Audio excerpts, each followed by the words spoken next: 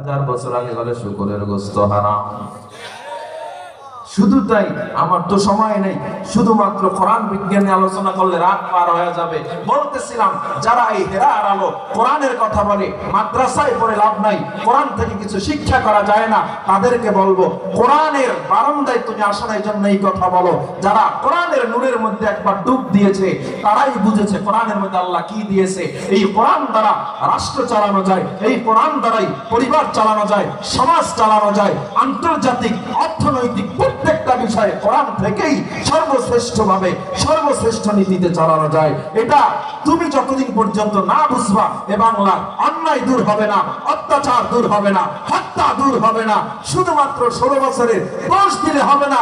আমি বলি 53 বছরে আজ পর্যন্ত বাংলার মানুষ পরিপূর্ণ স্বাধীনতা পায় না।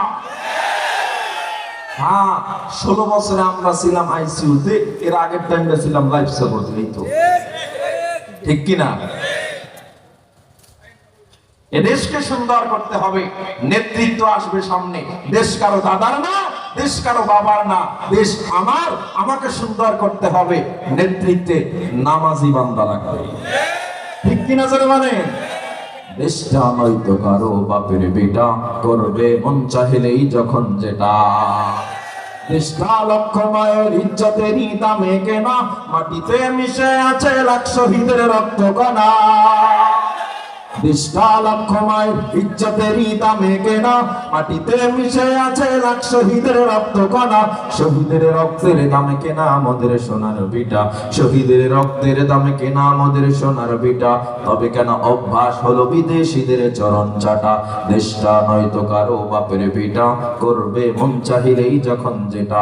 মোরা চাই দেশের ভেতর শুধু নেতা নয় যে নীতির বদল, তবেই বন্ধে দেশের ঘরে ঘরে সুখের ফসল। এসো তাই গুড়ে ফেলি নাস্তিকতার দেয়াল ঘেরা, এসো তাই গুড়ে ফেলি নাস্তিকতার দেয়াল ঘেরা। হবে না শান্তি দেশে কোরআনেরই শাসন ছাড়া, হবে না শান্তি দেশে ইসলামেরই শাসন ছাড়া।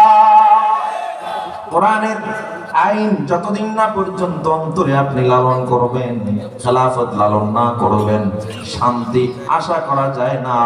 এজন্য অনুনয় বিনয় করব, যুবক ও বৃদ্ধ বাবারা সবাই একটা বিষয় ঐক্যবদ্ধ হব, নিজে নবীর আদর্শ মানব এবং এই নবী যেই কোরআনের ধারক বাহক, ওই হেরার আলো আমার ঘরে পৌঁছাবো। সন্তানকে মাদ্রাসায় পড়ায়া কোরআনের নূর তার সিনায় ঢোকানোর চেষ্টা করব, পারবো তো ইনশাআল্লাহ।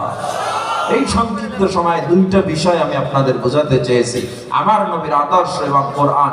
নবীজি বিদায় হজের সময় বলে গিয়েছিলেন, তোমাদের জন্য দুইটা জিনিস রেখে গেলাম, এক রাখলাম কোরআন আর এক রাখলাম সুন্নাহ। এই দুইটা জিনিসকে যদি তোমরা আঁকড়ায় ধরতে পারো, দুনিয়ায় সফল, আখিরাতেও সফল। আল্লাহ কবুল করেন। জোরে বলেন আমিন। আমরা আইসি আলহামদুলিল্লাহ। এখন আপনাদের সামনে আজাদি হেদায়েতুল্লাহ খান আজাদি হুজুর বয়ান করবেন।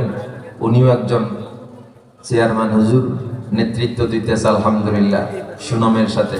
আল্লাহ তাআলা আমাদের প্রত্যেকটা ইউনিয়নে, প্রত্যেকটা থানায়, প্রত্যেকটা উপজেলায়, প্রত্যেকটা জেলায় এবং সংসদ পর্যন্ত আল্লাহ আহলে সুন্নাত ওয়াল জামাতের ধারক বাহকদেরকে কবুল করে নেন। আমিন বলেন আমিন।